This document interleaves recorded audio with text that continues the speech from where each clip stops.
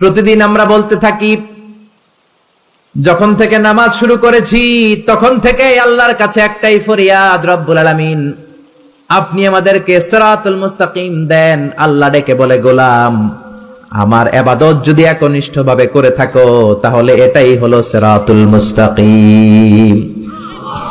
ওয়া আনি'বুদুনি হাযা সিরাতুম মুস্তাকিম। আমি আল্লাহর ইবাদত যদি তোমরা করো জেনে রাখবা তোমরা সিরাতুল মুস্তাকিমের উপরে আছো, ঠিক কি না? এজন্য আপনি যদি দেখেন আপনার সেজদাটা শুধু মসজিদেই পড়ে, মাজারে পড়ে না, তার মানে আপনি সিরাতুল মুস্তাকিমের উপর আছেন না নাই? আর যদি দেখেন সেজদা কিছু মসজিদেও যায় কিছু মাজারেও যায়, তার মানে ভেজাল আছে না নাই? সেজদা পাওয়ার অধিকারী একজন, তিনি কে? একটা দরবার থেকে কেউ কোনোদিন খালি হাতে ফিরে না। দরবারটা কার দরবার? কেউ ফিরে না খালি হাতে, আল্লাহর তোর দরবারেতে। পড়েন সবাই, কেউ ফিরে না।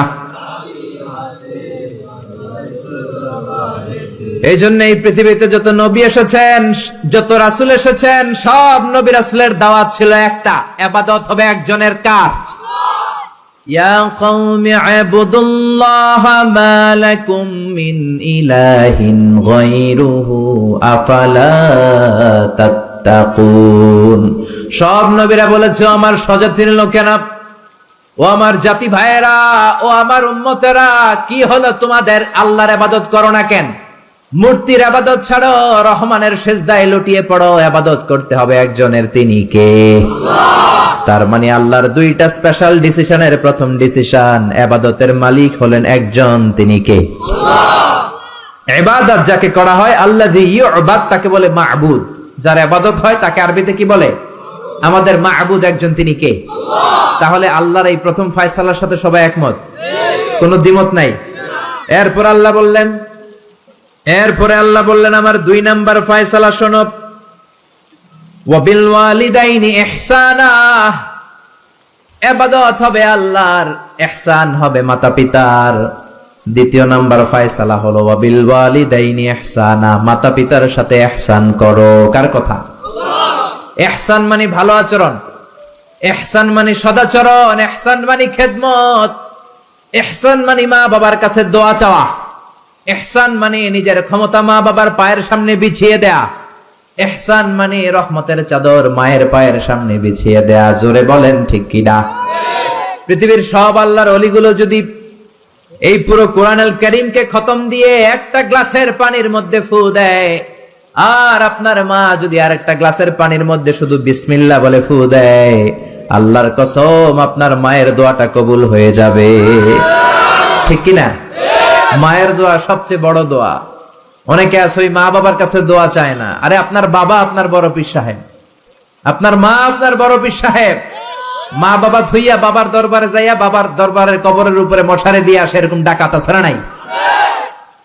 যে লোকটা মাজারে মশারি দেয় দেখবেন ওর বাপেরে মশায় কামড়ায়, ওর মারে মশায় খায়, আছে না নাই?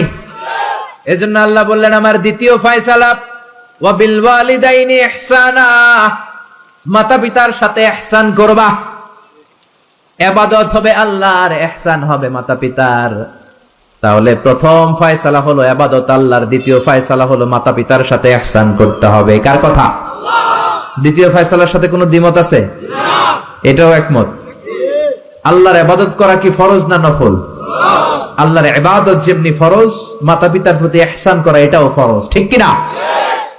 মা বাবার সাথে ভালো আচরণ, ইহসান, এটা নফল নয়, এটা অপশনাল নয়, এটাকে কম্পালসারি করে দিয়েছে কে?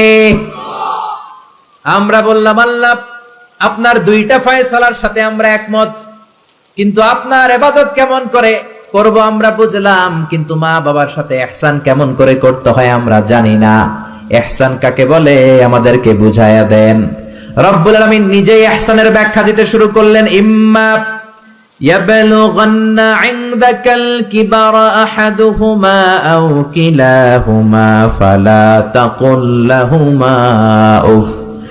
আল্লাহ নিজেই ইহসানের ব্যাখ্যা দিয়ে বলছেন, ইহসানের প্রথম ব্যাখ্যা হলো মা বাবা একজন কিংবা 2জন যখন বার্ধক্যে উপনীত হয়ে যায়, মা বাবার একজন কিংবা দুইজন যখন বয়সে উপনীত হয়ে যায়, তাদের কোনো কাজের কারণে নাক ছিটকানো যাবে না। এটাই ইহসান। কোন সুবহানাল্লাহ।